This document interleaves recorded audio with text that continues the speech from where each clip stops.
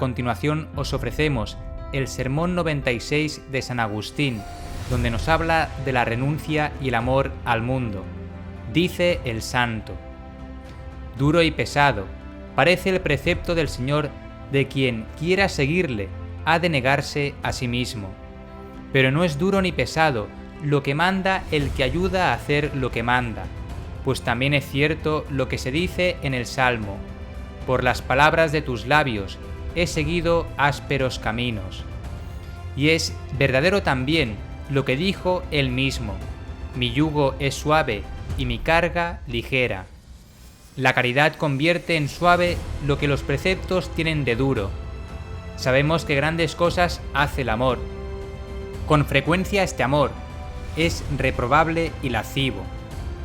Cuántas calamidades han sufrido los hombres, por cuántas deshonras han tenido que pasar y tolerar para llegar al objeto de su amor. Es igual que se trate de un amante del dinero, es decir, de un avaro, o de un amante de cargos públicos, es decir, de un ambicioso, o de un amante de los cuerpos hermosos, es decir, un lascivo. Pero, ¿quién puede enumerar todos los amores? Considerar, sin embargo, cuánto se fatigan todos los amantes, y no obstante, no sienten la fatiga, y más fatigas asumen cuando alguien les impide sufrir esas mismas fatigas. Si pues la mayor parte de los hombres son como sus amores, de ninguna otra cosa debe uno preocuparse en la vida, sino de elegir lo que ha de amar. ¿De qué te extrañas de que el que ama a Cristo y quiere seguirlo, por fuerza del mismo amor, se niegue a sí mismo? Pues si, amándose a sí mismo, el hombre se pierde, negándose a sí mismo, se reencuentra al instante. El hombre se perdió por primera vez a causa del amor a sí mismo, pues si no se hubiese amado y hubiese antepuesto a Dios a sí mismo, hubiese querido estar siempre sometido a Dios, no se hubiese inclinado a hacer su propia voluntad, descuidando la de Él. Amarse a uno mismo no consiste en otra cosa que en querer hacer la propia voluntad. Antepon a estas cosas la voluntad de Dios. Aprende a amarte no amándote. Pues para que sepáis que es un vicio amarse, dice así el apóstol: habrá hombres amantes de sí mismo. ¿Y quien se ama a sí mismo, acaso confía en sí mismo? Tras abandonar a Dios, comienza a amarse a sí mismo, y para amar lo que está fuera de sí, es expulsado de sí mismo, hasta tal punto que, habiendo dicho el apóstol: habrá hombres amantes de sí mismo, acto seguido añadió: amantes del dinero. Ya estás viendo que te encuentras fuera de ti mismo. Comenzaste a amarte. Si puedes, mantente en ti. ¿Por qué sales de ti? ¿Te has hecho acaso rico con el dinero tú, amador del dinero?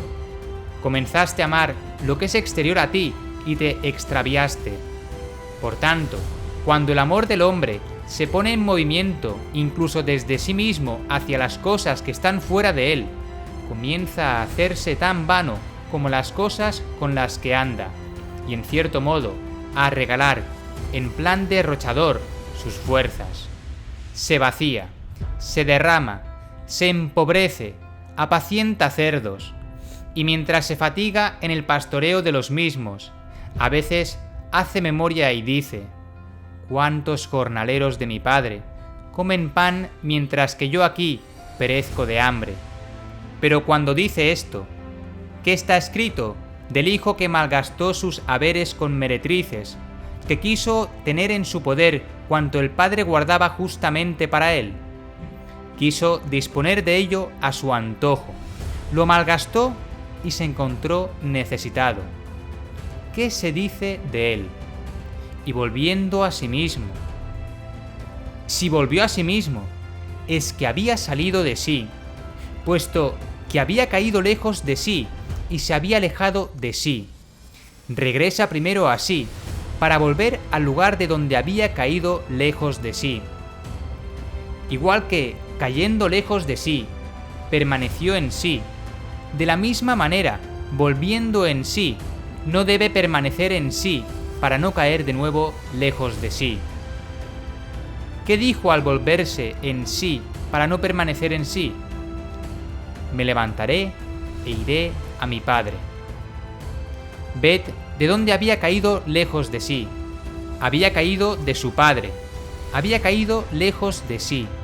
Salió desde sí mismo hacia las cosas que están fuera de sí.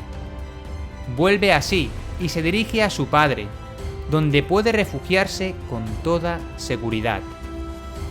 Si pues, habiendo salido de sí y de su Padre, al volver a sí para ir al Padre, niéguese a sí mismo.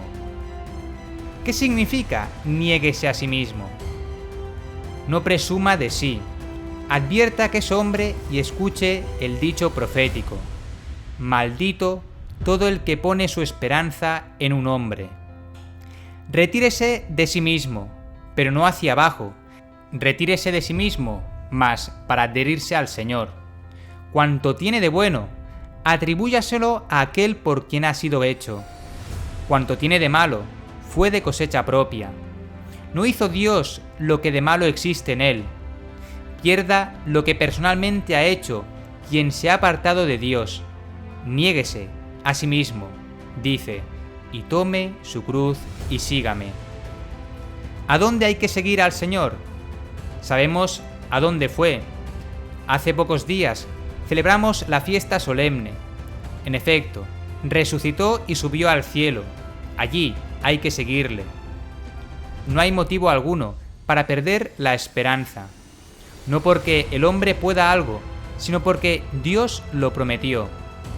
El cielo estaba lejos de nosotros antes de que nuestra cabeza subiese a él.